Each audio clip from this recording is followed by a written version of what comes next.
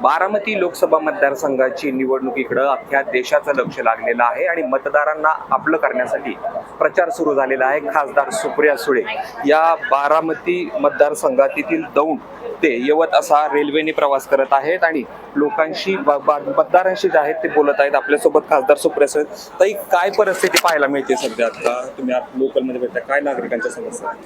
एकतर ज्या समस्या मी सातत्याने गेले अनेक वर्ष पार्लमेंटमध्ये मांडते त्याच आहे। सगळ्यात महत्त्वाची गोष्ट की वंदे भारत सुरू झाली याचा आम्हाला आनंद आहे, पण त्याबरोबर गरीब रथ आणि शटल सर्व्हिसेस या तातडीने वाढवायची जी मागणी आम्ही अनेक वर्ष करतोय।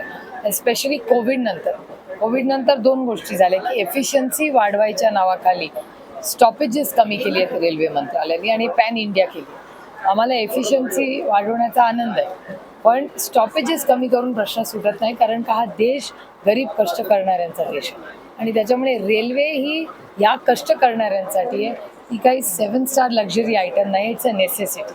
त्याच्यामुळे गरीब रथ, शटल सर्व्हिस आणि स्टॉपेजेस हे वाढवले पाहिजेत। हे सगळ्याचा आमचा काश्मीर टू कन्याकुमारी खासदारांचा सातत्याने आग्रह असतो आणि त्याचबरोबर एफिशियन्सी वाढवताना एक मोठी गोष्ट कोविडनंतर झाली आहे की जे सिनियर सिटीजन्स आहेत, ज्येष्ठ नागरिक आहेत, ज्येष्ठ नागरिकांचे जे डिस्काउंट्स आहेत ते पूर्णपणे बंद करण्यात आले आणि हे मी अनेक वेळा अश्विनी वैष्णवजी आणि पार्लमेंटमध्ये त्याच्याबद्दल बोललेले आहेत। पण केंद्र सरकार ज्येष्ठ नागरिकांना जे डिस्काउंट कोविडच्या आधी देत होतं ते पुन्हा एकदा ज्येष्ठ नागरिकांना देण्यात अतिशय उदासीन आहे। सध्या परिस्थितीमध्ये बाकीचे देखील प्रश्न आहेत ना, मतदारांशी तुम्ही संवाद साधताय। खरं तर बहुसंख्य ठिकाणी जे आहे ते तुम्ही डोर टू डोर जाताय, परंतु ट्रेनमध्ये येण्यामागचा उद्देश काय हे मात्र नाही, मी ट्रेनमध्ये रेग्युलरली जाते। मी एकतर राज्यात ट्रेनमध्ये प्रचंड फिरते, मी मुंबईला कॉलेजपासून ट्रेनमध्ये फिरते, त्याच्यामुळे माझ्यासाठी ट्रेन काही नवीन किंवा एक वेगळा अनुभव नाही आणि मी ह्या लाईनमध्ये अनेक वेळा फिरते।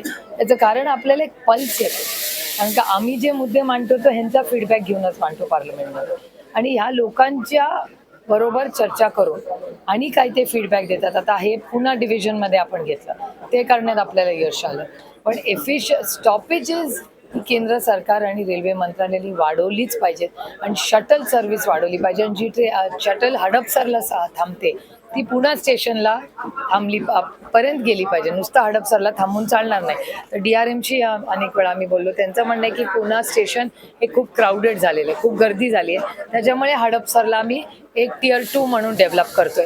किंवा डेव्हलपमेंटचा प्लॅन असला तरी हे सगळे इंटिग्रेटेड आहे, कारण का पुण्यामध्ये ट्रॅफिक वाढलं आहे।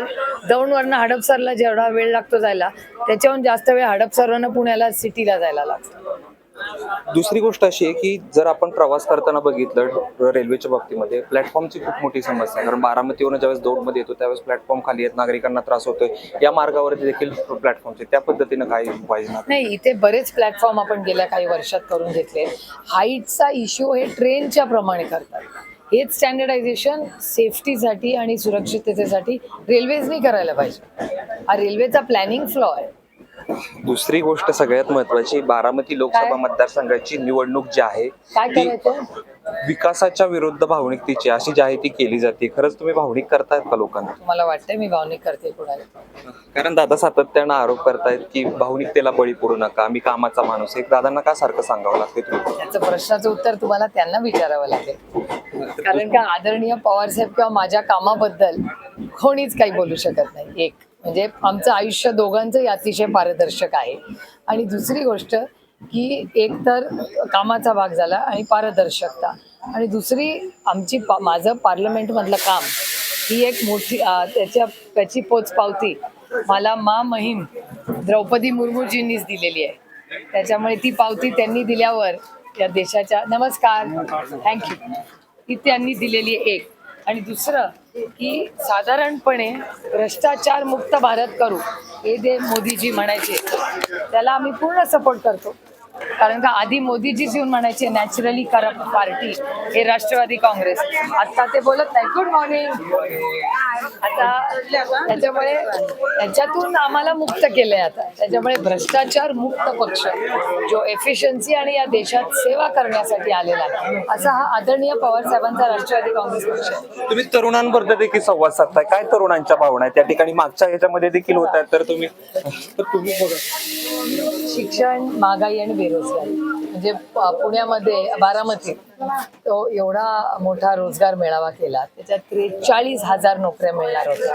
43,000 नोकऱ्यांमधल्या 10,000च झाल्या असा डेटा सांगतो, बरोबर? मग 33,000 नोकऱ्या कुठे गेल्या? मग ती जाहिरातबाजी जी झाली ती कशासाठी झाली?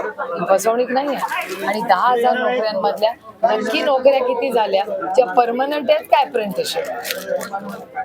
दुसरा शेवटचा प्रश्न विचारतो. राष्ट्रवादीच्या सुप्रीम कोर्टात सुनावणी, काय वाटते, काय भावना आहे? आता माहिती नाही माननीय सुप्रीम कोर्ट काय निर्णय घेईल, कळेल आपल्याला लंच टाइम पण. खूप खूप धन्यवाद. त्या होत्या खासदार सुप्रिया सुळे. आपण बघू शकतो या ठिकाणी रेल्वेने जे आहेत ते खासदार सुप्रिया सुळे प्रवास करत आहेत, मतदारांशी बोलत आहेत, विद्यार्थ्यांची जे आहेत त्या अडीअडचणी असतील किंवा नागरिकांशी संवाद साधताना आपल्याला सुप्रिया सुळे बघत आहेत. तर एक प्रकारे नागरिकांपर्यंत किंवा मतदारांपर्यंत पोहोचण्याचा हा सुप्रिया सुळे यांचा प्रयत्न आहे. खरं तर मतदारांना आपलंसं करणं हे फार महत्वाचं आहे, कारण बारामती लोकसभा मतदारसंघाची जी लोकसभेची निवडणूक होती ती रंगतदार ठरणार आहे. त्यामुळं जिंकण्यासाठी जे आहे ते मतदारांची गरज आहे आणि त्यांच्या अडीअडचणी आता खासदार सुप्रिया सुळे जाणून घेताना आपल्याला पाहायला मिळतात. कॅमेरा पर्सन धीरज सह जयदीप भगत, एबीपी माझा, दौंड. एबीपी माझा, उघडा डोळे बघा नीट.